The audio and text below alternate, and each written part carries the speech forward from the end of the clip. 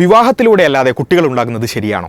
ഇത് നമ്മുടെ കേരളത്തിലുള്ളൊരു ക്യാമ്പസിൻ്റെ പുറത്തേക്ക് ഒരു യൂട്യൂബ് ചാനൽ ഇൻ്റർവ്യൂവുമായി അല്ലെങ്കിൽ പബ്ലിക് റിയാക്ഷനുമായി മൈക്ക് കൊണ്ട് ക്യാമറ കൊണ്ടുപോയ ഒരു വിഷയമാണ്.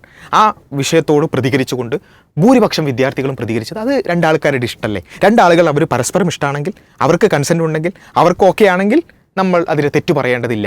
അല്ലാതെ പ്രതികരിച്ചവരും അത് ശരിയല്ല എന്ന് പ്രതികരിച്ച കുറച്ച് ആളുകളെങ്കിലുമുണ്ട്. പക്ഷേ വളരെ വലിയ ഒരു വിഭാഗം കുട്ടികളും ആ രൂപത്തിലാണ്, വിദ്യാർത്ഥികളും ആ രൂപത്തിലാണ് അതിനോട് പ്രതികരിച്ചിട്ടുള്ളത്. നമ്മളൊന്ന് ആലോചിച്ച് നോക്കുക, വിവാഹത്തിലൂടെയല്ലാതെ കുട്ടികൾ ഉണ്ടാവുക എന്ന ഒരു വിഷയം മാത്രം നമ്മളൊന്ന് എടുക്കുക. എത്രമാത്രം വലിയ സോഷ്യൽ ഇംപ്ലിക്കേഷൻ ഉണ്ടാകുന്ന ദൂരവ്യാപകമായ പ്രത്യാഘാതങ്ങൾ ഉണ്ടാക്കുന്ന ഒരു വിഷയമാണത് അല്ലേ? അങ്ങനെ ഒരു സംഭവം ഉണ്ടാകുന്നു എങ്കിൽ ഈ രണ്ട് വ്യക്തികൾ, ഈ ആണും പെണ്ണും, അവരുടെ ഭാവി എന്താണ്? അവരൊരുമിച്ച് തന്നെ ജീവിച്ചോളുന്നുണ്ടോ? ഇല്ല. എങ്കിൽ ആ കുട്ടികളുടെ അവസ്ഥ എന്താണ്? അവർക്ക് മാതാവ് പിതാവ് എന്ന് പറഞ്ഞ് അമ്മയും അച്ഛനും ഉണ്ടാവുമോ? അവരൊരു സോഷ്യലായ ഒരു കോൺട്രാക്റ്റിലൂടെ അല്ലാതെയുള്ള ഒരു കുട്ടികളായിട്ടാണ് അവർ വളരുന്നത്. അതേപോലെ തന്നെ അവർക്കൊരു കുടുംബം ഉണ്ടാവുമോ? ഒരു കുടുംബ സംവിധാനത്തിലൂടെ വളരുക എന്ന് പറയുന്ന ഒരു സംഭവം അവർക്ക് നടക്കുമോ? ആ കുട്ടികൾക്ക് നടക്കുമോ? ഒരു കുടുംബ സംവിധാനം അല്ലെങ്കിൽ ചൂണ്ടിക്കാണിക്കാൻ ഒരു അച്ഛനും അമ്മയും ഉണ്ടാവുമോ? ഇങ്ങനെയുള്ള ഒരുപാട് വിഷയങ്ങൾ. ആ കുടുംബ സംവിധാനം തകർന്നാൽ സൊസൈറ്റിയുടെ അവസ്ഥ എന്തായിരിക്കും? ഇങ്ങനെയുള്ള കുറേ വിഷയങ്ങളുണ്ട് അല്ലേ? നമുക്ക് ഈ വിഷയത്തിൽ മാത്രം പഠിക്കാൻ ശ്രമിച്ചാൽ വിവാഹത്തിന് പുറത്ത് ജനിക്കുന്ന കുട്ടികളെക്കുറിച്ച് പ്രത്യേകമായ പഠനങ്ങൾ തന്നെ നമുക്ക് അവൈലബിളാണ്. അതിൽ പ്രത്യേകിച്ച് പറയുന്നൊരു കാര്യം എന്താ വെച്ചാൽ, പ്രത്യേകിച്ചും പിതാവില്ലാതെയോ അല്ലെങ്കിൽ മാതാവില്ലാതെയോ ജനിച്ച കുട്ടികൾക്ക് പോലും പലതരത്തിലുള്ള സോഷ്യലായ പ്രശ്നങ്ങൾ നമുക്ക് കാണാൻ സാധിക്കുന്നു. അവരുടെ അപ്ബ്രിങ്ങിങ്ങിൽ പല പ്രശ്നങ്ങൾ കാണാൻ സാധിക്കുന്നു. അതുവഴി അടുത്ത തലമുറക്ക് വലിയ പ്രശ്നങ്ങൾ ഉണ്ടാകുന്നു. ഇങ്ങനെയുള്ള കുറേ കാര്യങ്ങൾ അതുമായി ബന്ധപ്പെടുത്തി നമുക്ക് പറയാൻ സാധിക്കും. ഞാൻ പറഞ്ഞു വന്നത്, ഇത്രമേൽ വ്യാപകമായി ചിന്തിക്കേണ്ടുന്ന ഒരുപാട് ഇംപ്ലിക്കേഷൻസ് ഉള്ള ഒരു വിഷയം, അതിനാണ് നമ്മൾ എന്ത് ചെയ്തത്?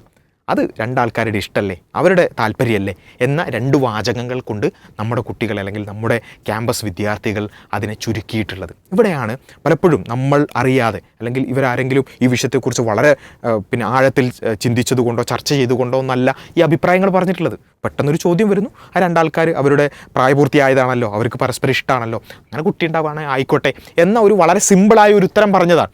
പക്ഷേ ഇതെങ്ങനെയാണ് ഈ ഉത്തരം വരുന്നത്? അതിനെക്കുറിച്ച് നമ്മൾ വളരെ ഗൗരവത്തോടു കൂടി ചിന്തിക്കേണ്ടതുണ്ട്. നമ്മൾ അതിൻ്റെ തുടർച്ചകൾ നമ്മളിപ്പോൾ അനുഭവിച്ചു കൊണ്ടിരിക്കുകയാണ് അല്ലേ?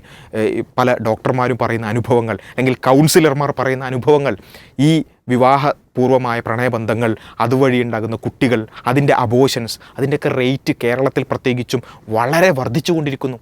അങ്ങനെ കഴിഞ്ഞ ദിവസം വന്നിട്ടുള്ളൊരു വാർത്ത എന്താണെന്ന് ചോദിച്ചാൽ, ഒരു കുട്ടിയെ ക്ലോസറ്റിൽ ആ കുട്ടിയെ ഇട്ടിട്ട് ഫ്ലഷ് ചെയ്ത് ഒഴിവാക്കിയതാണ്. മൂത്രവും മലമൊക്കെ ഫ്ലഷ് ചെയ്ത് ഒഴിവാക്കുന്നത് പോലെ ഒരു കുട്ടിയെ ഫ്ലഷ് ചെയ്ത് ഒഴിവാക്കുന്ന ഒരവസ്ഥ, ഒരു ജീവനെ ഇല്ലാതാക്കുന്ന അവസ്ഥ. ഇങ്ങനെയുള്ള കുറേ കാര്യങ്ങൾ നമ്മുടെ കൺമുന്നിൽ മുമ്പൊക്കെ യൂറോപ്യൻ രാജ്യങ്ങളിൽ അല്ലെങ്കിൽ പാശ്ചാത്യ രാജ്യങ്ങളിൽ മാത്രം കണ്ടിരുന്ന ആ വാർത്തകൾ ഇന്ന് നമ്മുടെ കേരളത്തിൽ അടക്കം കേട്ടുകൊണ്ടിരിക്കുകയാണ്. ഇത് വളരെ ഗൗരവത്തോടു കൂടി നമ്മുടെ കണ്ണ് തുറപ്പിക്കേണ്ടുന്ന വാർത്തകളാണ്. ഇത്തരം കാഴ്ചപ്പാടുകളാണ് അടിസ്ഥാനപരമായി നമ്മൾ ചോദ്യം ചെയ്യേണ്ടത്. എങ്ങനെയാണ് നമ്മുടെ വിദ്യാർത്ഥികൾക്ക് ഇത്തരം കാഴ്ചപ്പാടുകൾ ഉണ്ടായത്? സമൂഹത്തിന് വിരുദ്ധമായ, സാമൂഹ്യ വിരുദ്ധമായ, ധാർമ്മിക വിരുദ്ധമായ, നമ്മുടെ സംസ്കാരവുമായി ഒരു നിലക്കും യോജിച്ചു പോകാത്ത തരത്തിലുള്ള ഇത്തരം കാഴ്ചപ്പാടുകൾ എങ്ങനെയുണ്ടായി എന്ന ചോദ്യം നമ്മളെ അലട്ടേണ്ടതുണ്ട്. അവിടെയാണ് ഈ ക്യാമ്പസിലേക്ക് നമുക്ക് ഇറങ്ങിച്ചെല്ലേണ്ടതുണ്ട്. ഇവരെ കൊണ്ട് ഇത്തരത്തിലുള്ള ധാർമ്മികതയുമായി ബന്ധപ്പെട്ടുകൊണ്ടുള്ള ചോദ്യങ്ങൾ അവരുടെ മനസ്സിലേക്ക് ഇട്ടുകൊടുക്കേണ്ടതുണ്ട്. അതിനെക്കുറിച്ചുള്ള ബോധനങ്ങൾ നമുക്ക് നൽകേണ്ടതുണ്ട്. അവിടെയാണ് പ്രോഫ്കോൺ പ്രസക്തമാകുന്നത്. വിസ്ഡം സ്റ്റുഡൻസ് കഴിഞ്ഞ 29 വർഷമായി നടത്തിവരുന്ന പ്രോഫ്കോൺ എന്ന് പറയുന്ന പ്രൊഫഷണൽ വിദ്യാർത്ഥികളുടെ സംഗമം ഈ വരുന്ന സെപ്റ്റംബറിൽ പാലക്കാട് വെച്ച് നടക്കുകയാണ്. അവിടെ നമ്മൾ ഓരോരുത്തരും നമ്മുടെ പരിചയത്തിലുള്ള ക്യാമ്പസ് വിദ്യാർത്ഥികളെ, പ്രത്യേകിച്ചും പ്രൊഫഷണൽ വിദ്യാർത്ഥികളെ ആ ഒരു കോൺഫറൻസിലേക്ക് എത്തിക്കാൻ നമുക്ക് സാധിക്കേണ്ടതുണ്ട്. അവിടെ നമ്മൾ ചെയ്യുന്നത് ഇത്തരം അന്ധവിശ്വാസങ്ങളെ നമ്മുടെ മനസ്സിലേക്ക് നമ്മൾ പോലും അറിയാതെ സിനിമകളിലൂടെയും റീലുകളിലൂടെയും ഷോർട്സിലൂടെയും അതേപോലെ തന്നെ വെബ് സീരീസുകളിലൂടെയെല്ലാം നമ്മുടെ മനസ്സിലേക്ക് നമ്മളറിയാതെ കടന്നുകൂടിയ അന്ധവിശ്വാസങ്ങളാണ് ഈ നേരത്തെ പറഞ്ഞ ഇത്തരം പുരോഗമനം എന്ന പേരിൽ ഉള്ള ഇത്തരം അന്ധവിശ്വാസങ്ങൾ.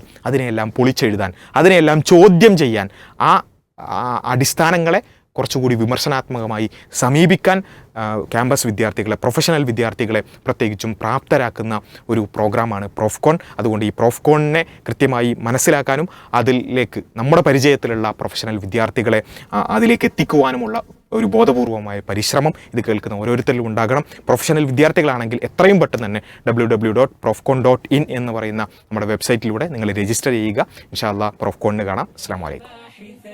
Let's ProfCon. ProfCon, Professional Students Global Conference.